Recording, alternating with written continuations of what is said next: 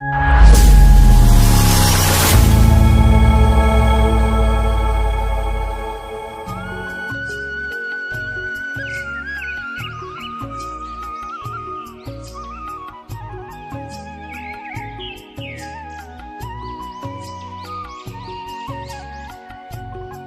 समय पहले की बात है। एक गांव में बिरजू नाम का एक गरीब किसान रहता था। उसका बहुत छोटा सा परिवार था।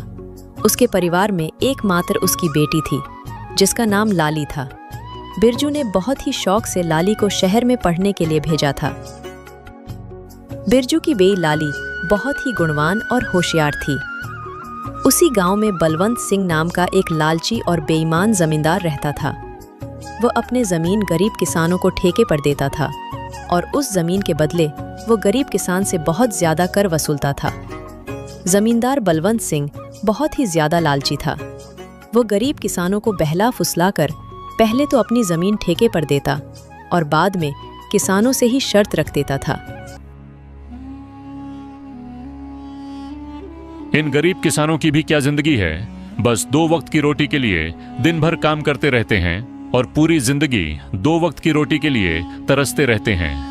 और मुझे देखो, मैं बस इन्हें आदेश देता हूँ और समय आने पर सारी फसल हमारे गोदामों में भर जाती है और ये गरीब किसान हमारे आगे जी हुजूरी करते रहते हैं और हमारे सारा काम करते रहते हैं। इसे कहते हैं दिमाग हो तो बलवंत सिंह के जैसा, वरना ना हो। हाँ मालिक, आप तो यहाँ के जमींदार हैं और किसानों को अपनी मुट्ठी में रखते हैं। इनको कैसे इस्तेमाल करना है ये आप भली भांति जानते हो। मालिक, यहाँ क्या अगल बगल के और भी गांव पर आप ही का राज्य है। आपकी मर्जी के बिना तो एक पत्ता भी नहीं हिलता। इसीलिए तो मैं यहाँ का राजा हूँ। मैं इन बेवकूफ किसानों को ऐसी ऐसी शर्त पर जमीन उधार दे रखी है कि मेहनत ये करते हैं और फसल मैं अपनी मुट्ठी में कर लेता हूँ। आखिर इनकी औकात ही क्या है मेरे सामने। जमींदार अपने नौकर से ये सब बातें कर ही रहा होता है, तभी उसके पास एक बिरजू नाम का एक गरीब किसान आता है, जो बहुत दुखी और परेशान होता है। मालिक, मैंने सुना है कि आप किसानों को जमीन ठेके पर देते हो। अरे हाँ भाई, तुमने बिल्कुल ठीक सुना है। मैं अपनी जमीन किसानों को ठेके पर देता हूँ। तो मालिक, आप मुझे भी अपनी जमीन ठेके पर दे दीजिए। मैं भी आपकी जमीन पर 1 साल के लिए ठेके पे काम करना चाहता हूँ। मेरा नाम बिरजू है और मैं पास के ही गांव बसंतपुर में रहता हूँ। अच्छा ठीक है बिरजू, मैं तुम्हें अपनी जमीन ठेके पर दे दूंगा, लेकिन मैं अपनी जमीन ठेके पर देने पहले से पहले कुछ शर्त रखता हूँ। ठीक है मालिक, मैं आपकी शर्त मानने के लिए तैयार हूँ। बताइए आपकी क्या शर्त है। शर्त यह है कि तुम्हें मेरी जमीन पर काम करना होगा और 1 साल के बाद उस जमीन पर जो भी फसल उगेगी उसका आधा हिस्सा तुम्हारा होगा और आधा हिस्सा मेरा होगा। जी ठीक है मालिक, मुझे आपकी शर्त मंजूर है। जमींदार से जमीन की कागजी कार्रवाई करने के बाद बिरजू अपने घर चला जाता है और अगले दिन खेती करने के लिए उस खेत में पहुंच जाता है। चलो, अब जमींदार साहब से जमीन तो ले ली है, अब इसमें खेती करना शुरू कर देता हूँ। उम्मीद है इस जमीन पर अच्छी फसल होगी। मुझे इस जमीन पर बहुत मेहनत करनी होगी, तभी मेरे लिए कुछ बच पाएगा। बिरजू उस खेत पर दिन रात मेहनत करके फसल उगाता है। कुछ महीनों बाद गेहूं की फसल उगकर तैयार हो जाती है और बिरजू गेहूं की फसल की कटाई शुरू कर देता है। बिरजू के उगाए हुए फसलों की खबर जमींदार बलवंत सिंह के कानों तक पहुंचती है। क्या मालिक, आपको पता नहीं है क्या आज मदन अपने फसल की कटाई कर रहा है। इस साल तो बिरजू ने बहुत अच्छी गेहूं की फसल उगाई है। बिरजू ने जो गेहूं की फसल उगाई है वह तो एकदम से लहलहा रही थी। बिरजू ने उसकी कटाई करना शुरू कर दिया है। क्या सच में? यह तो बहुत अच्छी खबर है कि बिरजू आज फसल की कटाई कर रहा है। चलो चलकर देखते हैं। इस बार तो गेहूं की फसल बहुत अच्छी हुई है। अगर आधी जमींदार साहब भी ले जाएंगे तो फिर भी मेरे पास कुछ तो बच ही जाएगा।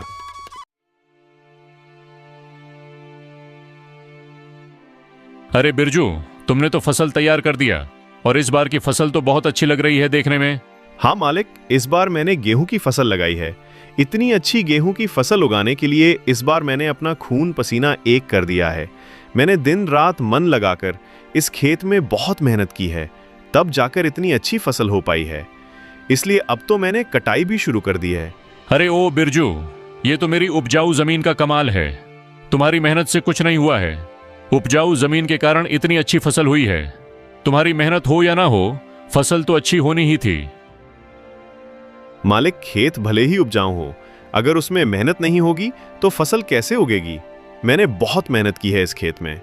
ज्यादा मत बोल बिरजू, मेहनत तो किराए के मजदूर भी करते हैं। असली कमाई का हकदार तो वही है जिसकी जमीन है। शर्त के मुताबिक जल्दी से मेरे फसल का आधा हिस्सा निकाल। चल जल्दी कर, मुझे बहुत सारे काम है, मुझे वापस भी जाना है। ये कहकर जमींदार बिरजू से सारी गेहूं की अच्छी फसल लेकर चला जाता है और खराब फसल बिरजू के पास छोड़ देता है, जिसे देखकर बिरजू मायूस हो जाता है। हे ईश्वर, इतनी जी तोड़ मेहनत करने के बाद बस इतनी सी फसल मेरे हाथ आई है। हम गरीबों को लोग ऐसे ही लूटते हैं। इतनी मेहनत करने के बाद भी हमारे हाथ में कुछ नहीं आता है। हे ईश्वर, कब मेरी अपनी जमीन होगी? बिरजू इसी तरह अपनी जिंदगी काट रहा था।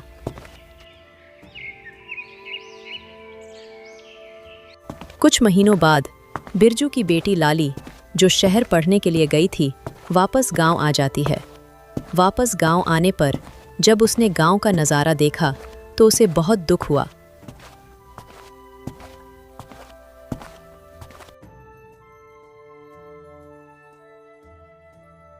पिताजी, हमारे गांव का ऐसा हाल क्यों है?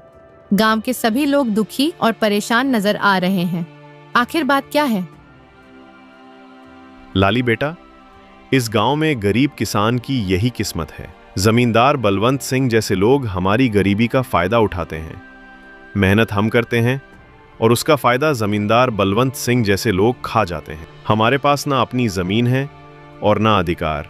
हम गरीब किसान बस मेहनत करते हैं और भूखे रहते हैं। किसानों की ऐसी दयनीय स्थिति को सुनकर लाली बहुत दुखी हो जाती है। पिताजी, आप चिंता मत कीजिए। अब मैं आ गई हूँ और यह अन्याय अब और नहीं चलेगा। आज से मैं आपके साथ खेतों में काम करूंगी और उस लालची जमींदार को उसी की शर्तों में बांध दूंगी। मालिक, अब से मैं पिताजी के साथ खेतों में काम करूंगी। अगले ही दिन लाली जमींदार बलवंत सिंह के यहाँ पहुंच जाती है। अरे लाली, तुम यहाँ कहो, क्या बात है? मुझे ठेके पर कुछ जमीन चाहिए। तुम तो एक लड़की हो, अब तुम खेती करोगी? अरे तुम अभी बच्ची हो, तुम्हारे अंदर इतना दम नहीं है। तुम पढ़ी लिखी लड़की हो, खेती नहीं कर पाओगी। नहीं मालिक, ऐसा मत बोलिए। भले ही मैं पढ़ी लिखी हूँ, मगर हूँ तो एक किसान की बेटी ही ना। खेती करना मुझे अच्छी तरह से आता है। अच्छा चलो ठीक है, तुम्हारी बात मैं मान लेता हूँ। वैसे भी काम का क्या रह गया है? पढ़ लिख कर तो सभी ऐसे ही बेरोजगार घूम रहे हैं। आपका बहुत बहुत धन्यवाद मालिक। अरे धन्यवाद बाद में दे देना, पहले मेरे नियम और शर्तें को सुन लो। आपकी क्या शर्त है मालिक, बताइए। जमींदार बलवंत सिंह, ये तो बच्ची है। इस बार कुछ ऐसी शर्त बता देता हूं जिससे इसकी सारी फसल मेरी हो जाएगी। वैसे भी इसके पिता बिरजू हर साल गेहूं ही लगता है, तो ये भी गेहूं ही लगाएगी। अच्छा लाली सुनो, तुम जो भी फसल लगाओगी उसका आधा हिस्सा मैं रखूंगा और आधा हिस्सा तुम रखोगी। लेकिन ऊपर का हिस्सा मैं रखूंगा और नीचे का हिस्सा तुम रखोगी। अगर तुम्हें मेरी यह शर्त मंजूर है तो बोलो। ठीक है मालिक, मुझे आपकी शर्त मंजूर है, ऐसा ही होगा।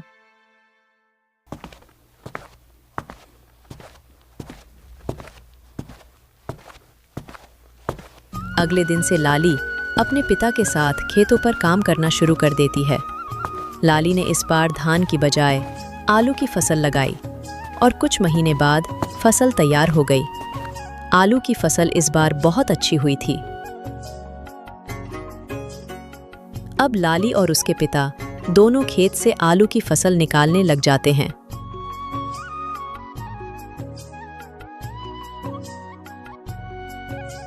फसल की खबर मिलते ही जमींदार बलवंत सिंह लाली के पास आता है।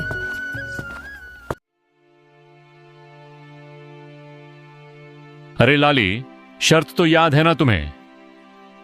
हाँ हाँ मालिक, मुझे सब कुछ याद है। आधा आपका और आधा मेरा।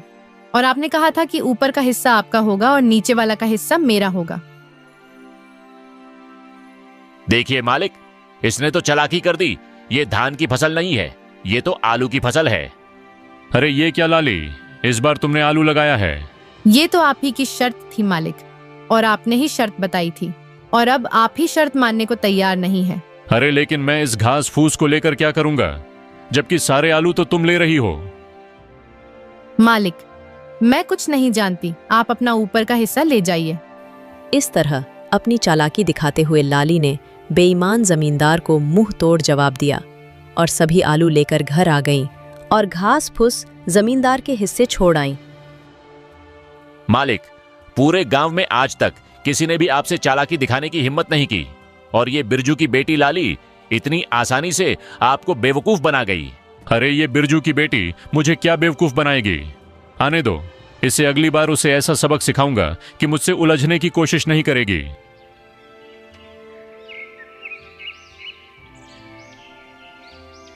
कुछ दिनों के बाद लाली दोबारा जमींदार के घर जाती है।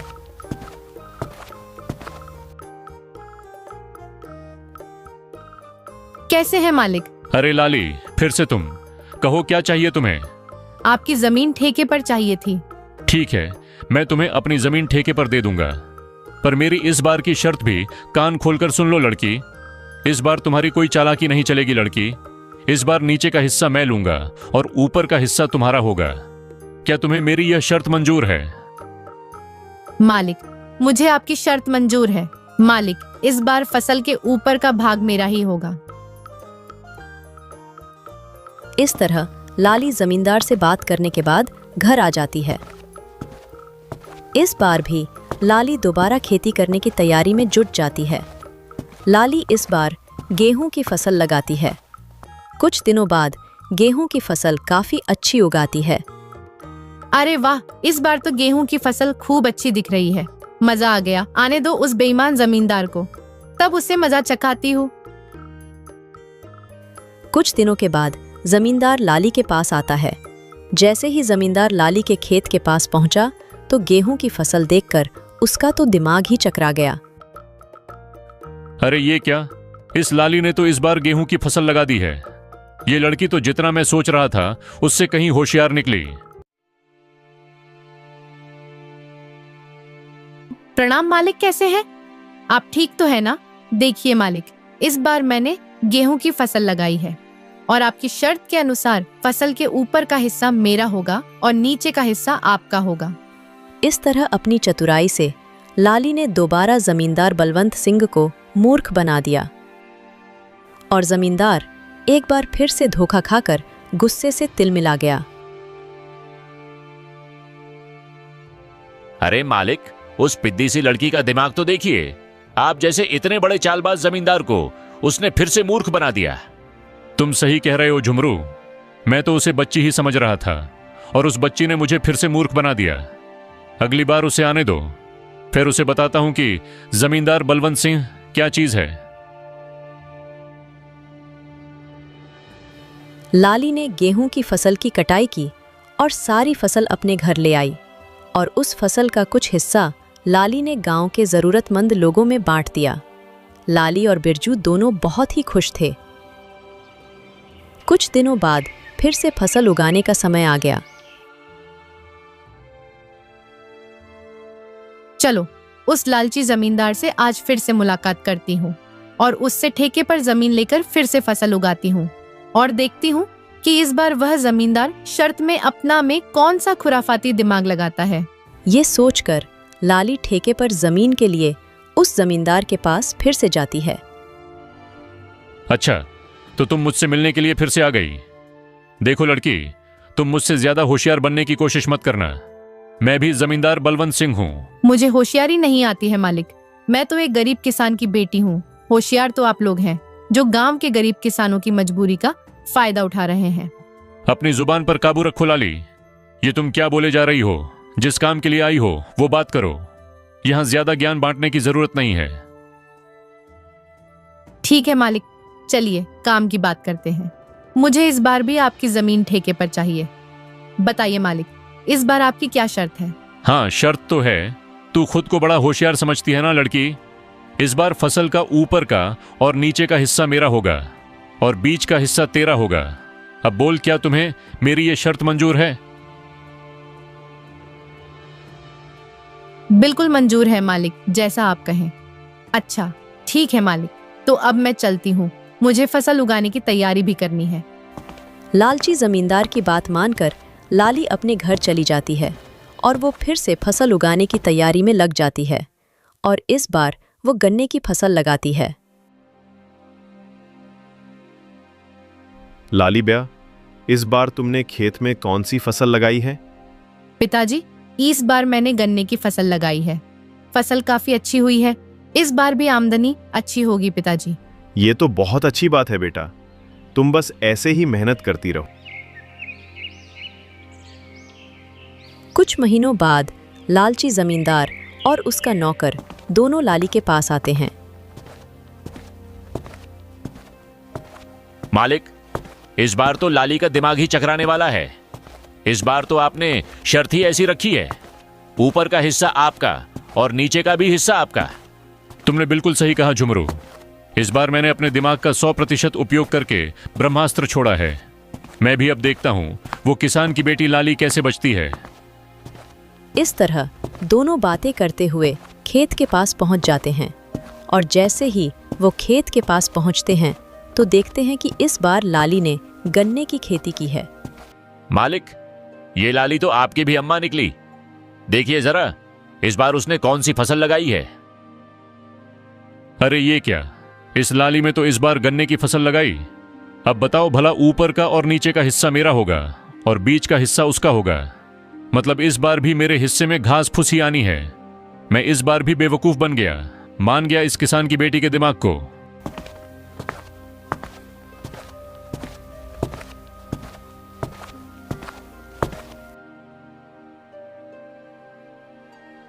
अरे मालिक, आप आइए आइए, कैसे हैं आप दोनों? आपस में क्या खुसुर फुसुर कर रहे हैं? अरे वाह, एक तो चोरी ऊपर से सीना जोरी। तुमने मुझे इस बार भी बेवकूफ बना दिया ना। नहीं मालिक, जरा मुझे भी तो बताएं कि मैंने आपको क्या बेवकूफ बनाया है। मालिक, आप तो गांव वालों को बेवकूफ बनाते हो। देखिए मालिक, इस बार मैंने गन्ने की फसल लगाई है और आपकी शर्त के मुताबिक इस फसल का ऊपर का और नीचे का हिस्सा आपका होगा और बीच का हिस्सा मेरा होगा। अरे ओ किसान की बच्ची, मालिक को ज्यादा होशियारी दिखाने की कोशिश मत करो। बेईमानी और मक्कारी में ये सबके बाप हैं बाप। ये खेत भी हमारा है और इसमें लगी फसल भी हमारी है। अरे ओ झुमरू, बस कर, ज्यादा चिल्लाने की जरूरत नहीं। शायद ये हमारी ही करनी का फल है। हमने गांव के भोले भाले किसानों को बहुत ठगा है और आज पहली बार किसी ने हमें ठगा है। इस लड़की ने हमारी आंखें खोल दी हैं। अब मैं समझ चुका हूं कि बेईमानी का फल हमेशा बेईमानी ही मिलता है। इसलिए आज के बाद मैं किसी भी किसान को परेशान नहीं करूंगा और सभी किसानों को उनकी मेहनत का बराबर का हक दूंगा। जितनी भी किसानों की जमीन मेरे पास गिरवी है, मैं उनको सारे कागज वापस कर दूंगा और कभी भी उनकी गरीबी और लाचारी का फायदा नहीं उठाऊंगा। मालिक, आपने तो ये बहुत अच्छी बात कही है।